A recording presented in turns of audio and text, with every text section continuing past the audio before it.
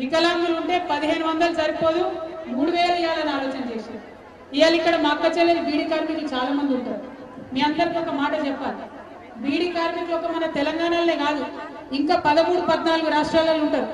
కానీ ఎక్కడ బీడీ కార్మికులకు పెన్షన్ ఇస్తలేరు. ఎందుకోసం ఇస్తలేదు? ఎక్కడ ఎందుకు ఇటువంటి ఆలోచన జరుగుతలేదు? ఇవాళ మనం ఆలోచన చేయాల్సింది ఆ విషయం. ఇవాళ ఎంపీకి ఓటేసాడంటే ఈ పార్టీకి ఎత్తమా ఆ పార్టీకి ఎత్తమా కాదు, దేశం బాగుపడాలంటే ఎవరికి వేయాలి అన్నది ఇవాళ నిర్ణయం జరగాలి. పట్టు పట్టాలి, మనం పంతం పట్టాలి. తెలంగాణ బరాబర్ మంచిగా అవుతుంది. కేసీఆర్ సార్ ఉన్నారు, మనకు దోకా లేదు. ఇవాళ కొన్ని పనులు చేసుకున్నాం. మా అక్క చెల్లెలకు పెద్దవాళ్ళందరికీ తెలుసు, ఊర్లలో ఇదివరకు 20-30 పెన్షన్లు వచ్చేది. కానీ పోయిన 5 ఏళ్ల తెలంగాణ వచ్చినాక ఏ ఊరు చూసినా 100 కొత్త పెన్షన్లు వస్తున్నాయి. ఇదివరకు ఊర్లు వచ్చే పెన్షన్లు ఎట్లుండే? కాంగ్రెస్ వాళ్ళ చుట్టాలకు, మంత్రి గారి ఫాలోవర్లకు, వాళ్ళ అన్నదమ్ములకు వాళ్ళకే పెన్షన్లు. మనకి ఇచ్చింది లేదు. మనం అట్లా చేసినామా? ఈ 5 ఏళ్లలో ఏం చేసినాం? ఎవరు అప్లికేషన్ పెట్టుకుంటే వాళ్ళకి పెన్షన్, ఎవరికి అవకాశం ఉంటే వాళ్ళకి పెన్షన్, అది కూడా 1000 రూపాయలు ఇచ్చినాం. మీకు ఈ సందర్భంగా ఒక మాట చెప్పాలి. నేను తెలంగాణ వచ్చే ముంగట 2014లో ఇదంతా మాట్లాడుకుంటా ఉన్నారు. కేసీఆర్ సార్ ఇంకొంతమంది ఆఫీసర్లు కూర్చొని ఆఫీసర్లకు కేసీఆర్ సార్ అడిగింది, ఇగో తెలంగాణ వస్తుంది, మరి ఎట్లయినా వచ్చిన తెలంగాణలో ఎట్లా మనం పెన్షన్ ఇచ్చుకుందాం, జర లెక్క తీయండి అన్నారు. అంటే ఆఫీసర్లందరూ కూర్చొని ఒక అమ్మ అయ్య ఇద్దరు కూడా, ఒక అవ్వ అయ్య ఇద్దరు ఉంటే మరి వాళ్ళిద్దరు నెలంతా 2 పూటలు తినాలే పప్పు పులుసు అంటే ఎంత అవుతుంది అని లెక్క రాసిరు. ఇగో చింతపండుకి ఇంత అవుతుంది, పప్పుకి ఇంత అవుతుంది, బియ్యంకి ఇంత అవుతుంది, నూనెకి ఇంత అవుతుంది, అన్ని లెక్క రాసి కేసీఆర్ సార్కి వాళ్ళు చెప్పారు. ఏమని?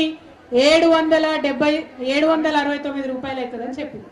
కేసీఆర్ సార్ అన్నారు, అరే ముసలయ్య ఉంటే తినడానికి ఇంత అవుతుంది కరెక్టే, కానీ మందో మాకో ఉంటుంది, గోళీ కొనుక్కోవాలి, దవాఖానకు పోవాలి రావాలి, మన్మడో మన్మరాలో ఇంటికి వస్తుంది, మర్యాద గౌరవం ఉండాలంటే 10 రూపాయలు చేతిలో పెట్టాలి మన్మన్కి మన్మరాలకి.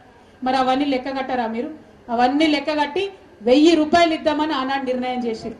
అంటే కేసీఆర్ సార్ చేసే నిర్ణయం ఉట్టిగా మీదికి ఏదో ఓట్ల మందం చేసే నిర్ణయం ఉండదు. ఆనాడు ఆయన నిర్ణయం చేసింది 1000 రూపాయలు ఇందుకోసం నిర్ణయం చేసింది.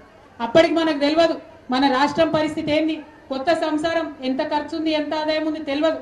ఆనాడు 1000 చేసినాం. ఇవాళ 5 ఏళ్ళు అయినాక సంపదను పెంచుకున్నాం. తెలంగాణలో సంపదను ప్రభుత్వం బాగా ఆలోచన చేసి కేసీఆర్ గారు మెదడు గడిగించి 24 గంటలు పనిచేసి సంపద పెంచినాం కాబట్టి మొన్న ఎమ్మెల్యే ఎలక్షన్లు ఏం చెప్పినాం?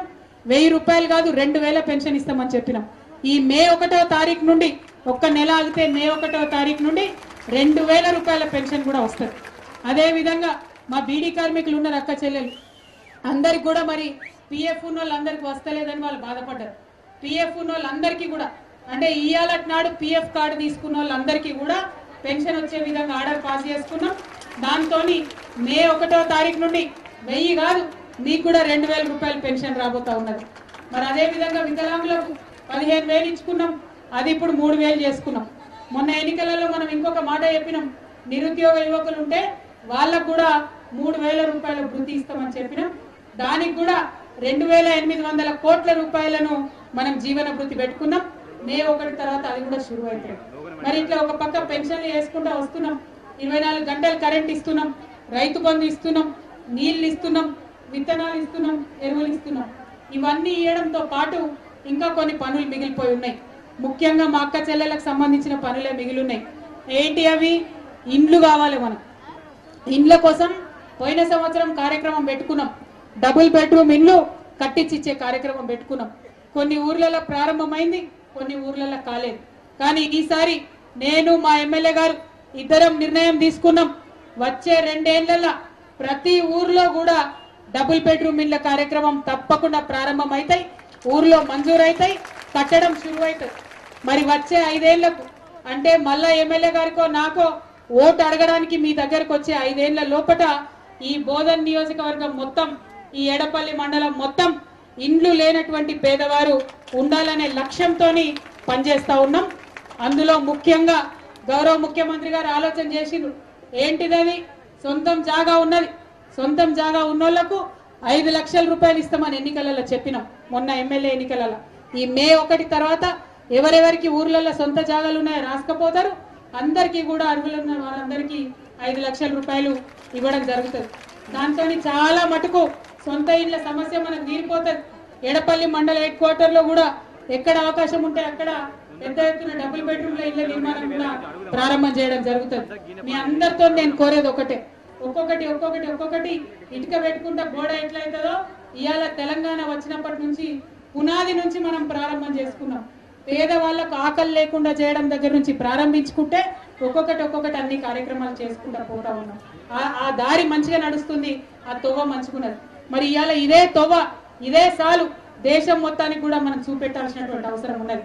ఇప్పుడు వచ్చిన ఎంపీ ఎన్నికలలో కాంగ్రెస్ కోటేయన్నా, టిఆర్ఎస్ కోటేయాలన్నా, బీజేపీ కోటేయాలన్నా అందరూ వచ్చి చెప్తారు. మీరు ఒక్కటే ఆలోచన చేయండి.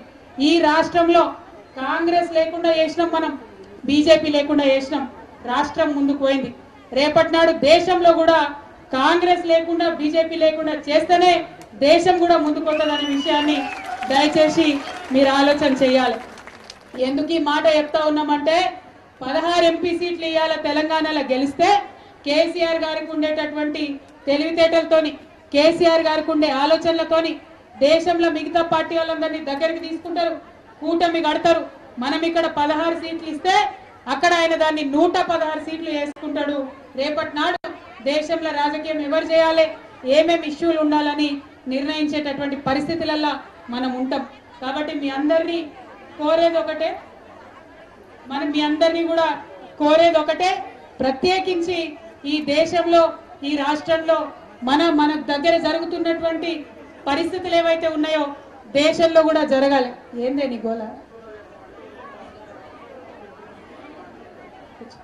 हमारे माइनॉरिटी भाई बहन जो इस जलसे में शामिल है, उन सभी से मैं अदबन गुजारिश करना चाहती हूँ कि आज का जो इलेक्शंस है, एमपी के इलेक्शंस, ये इस मुल्क के सियासत को ही नहीं बट मुल्क के तकदीर को बदलने वाले इलेक्शन है.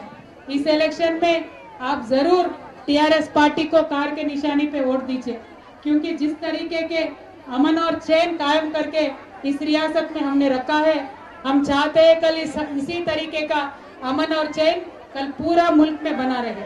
और साथों साथ जिस तरीके के तरक्की के बाद जिस तरीके के स्कीमात माइनॉरिटी भाई बहनों के लिए तेलंगाना में हम लेके आए हैं, ऐसे स्कीमात हमारे जरिए पूरे मुल्क में अगर कल चलेंगे तो सारे मुल्क के मुसलमानों को भी फायदा होने की गुंजाइश है.